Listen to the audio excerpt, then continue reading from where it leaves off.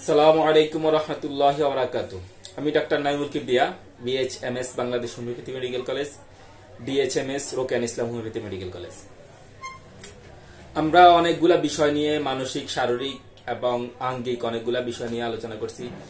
অনেকদিন থেকে আমাদের কিছু রোগী মানসিক সিস্টেম নিয়ে আসতে চায়, উন্মাদনা, মানসিক অ্যাবনর্মালিটি। আমরা মানসিক অ্যাবনর্মালিটি নিয়ে আরো কিছু বলতে চাচ্ছিলাম। তো আমাদের ভিডিওটা যথেষ্ট বড়, এই জন্য কয়েকটা ভাগে হইতে পারে, অন্তত ৫-৭টা আরো ভাগ হবে।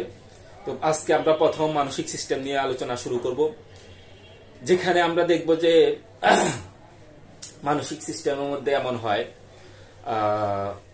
প্রথমে আমরা বলবো যাদের অতিরিক্ত স্মৃতিহীনতা, স্মৃতিশক্তির দুর্বলতার কারণে উন্মাদ হয়, উন্মাদনা চলে আসে অতিরিক্ত স্মৃতি শক্তিহীনতার জন্য। এদের জন্য আমরা অ্যানাকার্ডিয়ামের কথা চিন্তা করি। এরপরে যাদের মধ্যে এমন হয় যে কারোর স্পর্শ পাওয়ার ভয় করে, কেউ কারোর কাছে আসতে দেয় না, খোঁচা লাগবে মনে করে, তার ধাক্কা লাগবে মনে করে, ছোঁয়া লাগবে মনে করে, এরকম পেশেন্টদের জন্য আমরা থুজা অক্সিডেন্টালিসের কথা চিন্তা করি। এরপর আমরা বলবো যারা টলমল করে হাঁটে, পিছনের দিকে হাঁটে, এরকম পেশেন্টের জন্য, টলমল করে হাঁটার জন্য আমরা অক্সিটোফিস মেডিসিনটার কথা চিন্তা করব। এরপর আমরা দেখি যদি এমন হয় যে একটা জায়গার মধ্যে, ঘরের মধ্যে বা একটা রুমের মধ্যে গোল গোল ঘুরতে থাকে, শুধু ঘুরতে থাকে, ঘুরা মানে বারবার ঘুরতেই থাকে, পড়ে যায় তবুও ঘুরে, এই ব্যাপারটা, এটা আমরা একটা প্রাণীর মধ্যে আমি একবার দেখছিলাম এটা, এই ব্যাপারটা যে এরা এই যে মানসিক উন্মাদনার মধ্যে বা একটু স্ট্রেস ফিল হইলে, হঠাৎ কোনো একটা মানসিক এফেক্ট আসলে এই যে ঘুরতে থাকার ব্যাপারের জন্য আমরা থুজা অক্সিডেন্টালিসের কথা চিন্তা করি। এরপর আমরা বলবো যদি এমন হয় উন্মাদনার মধ্যে, মানসিক সিস্টেমের মধ্যে এমন হয় যে কুকুরের মতো ঘেউ ঘেউ করে, বলা হয় যে পাগলা কুকুরের মতো ঘেউ ঘেউ করে, আওয়াজ করে এবং চোখ মুখ লাল, একদম রক্তিম আকার করে ফেলে, এরকম ব্যাপারের জন্য আমরা বেলেডোনার কথা চিন্তা করি। এরপরে কারোর মধ্যে যদি উন্মাদনার মধ্যে, তার মানসিক অ্যাবনর্মালিটির মধ্যে সে ফানিতে ডুবে মারা যেতে চায়, ফানিতে ডুব দিয়ে আত্মহত্যা করতে চায়, এরকম ব্যাপার হইলে আমরা অ্যান্টিমক্রুডের কথা চিন্তা করি। এখানে রাস্টক্স, ন্যাট্টাম সালফো আসে, কিন্তু আমরা কমনভাবে অ্যান্টিমক্রুডের কথা চিন্তা করব।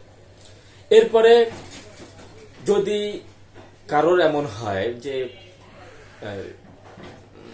মেলামেশার পরে, হাজব্যান্ড ওয়াইফ মেলামেশার পরে তাদের মধ্যে উগ্রভাব চলে আসে, এই এতটা উগ্রভাব, ভাঙচুর এবং একটা ধ্বংসাত্মক ব্যাপার চলে আসে, তখন আমরা এদের জন্য ক্যালকেরিয়া কার্ভ মেডিসিনটার কথা চিন্তা করব, ক্যালকেরিয়া কার্ভ।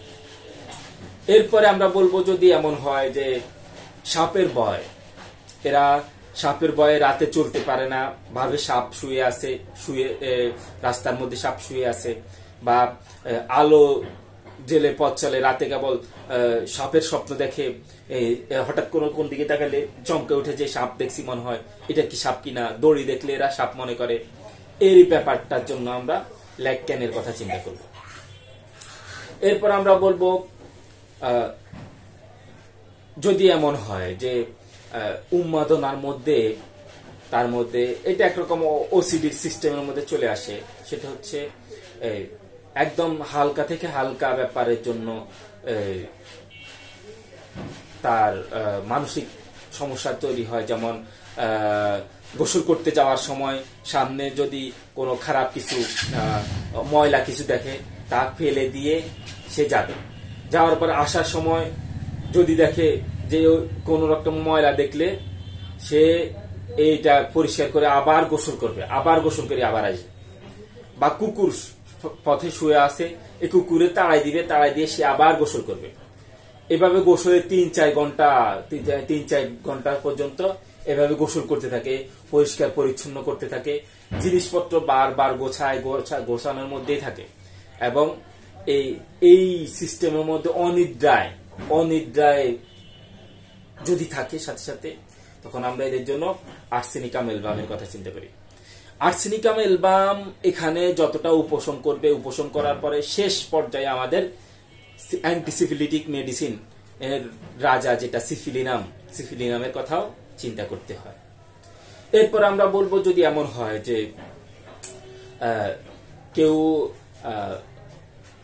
জনন্দ্রিয় সেবা করে, দিন রাত এইগুলা নিয়ে পড়ে থাকে এবং মনে করে যে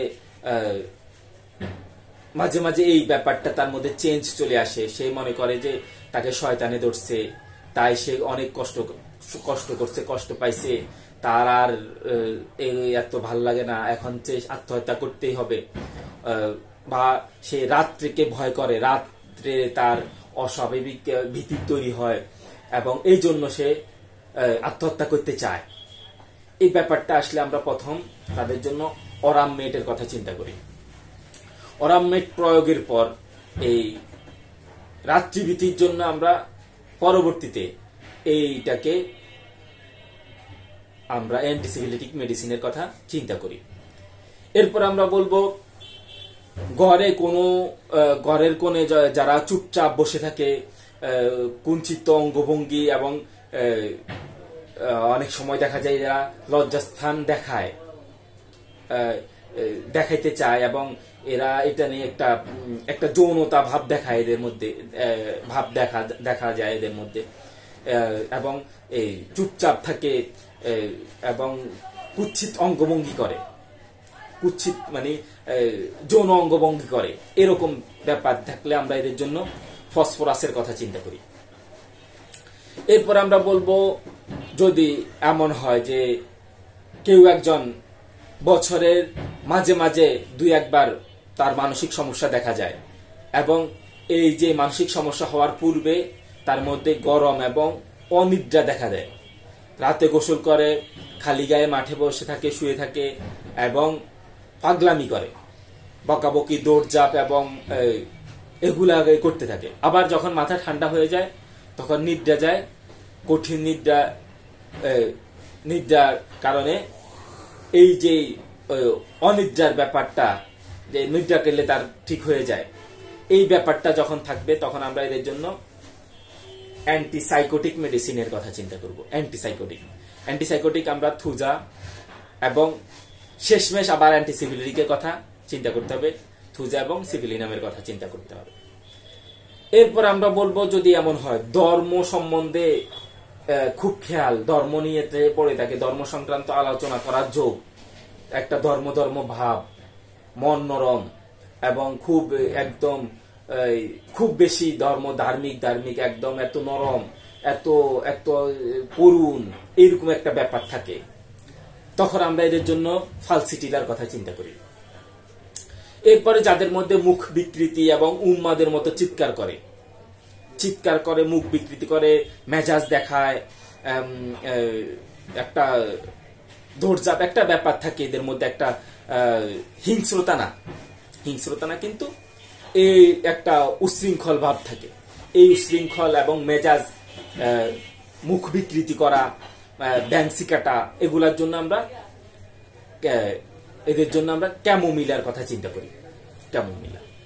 এরপর আমরা বলবো বারবার যারা হাত ধোয়, বারবার গোসল করে, দরজা জানালা এগুলাকে পানি দিয়ে পরিষ্কার করে, ছেলে মেয়েদেরকে বারবার পানি দিয়ে পরিষ্কার করে, এটা সমস্যা হবে, সবাই বিরক্ত হয়, তবুও সে বারবার ধুতে চায়, বারবার গোসল করতে চায়, এদের জন্য আমরা অ্যান্টিসিফিলিটিক মেডিসিন সিফিলিনামের কথা চিন্তা করব।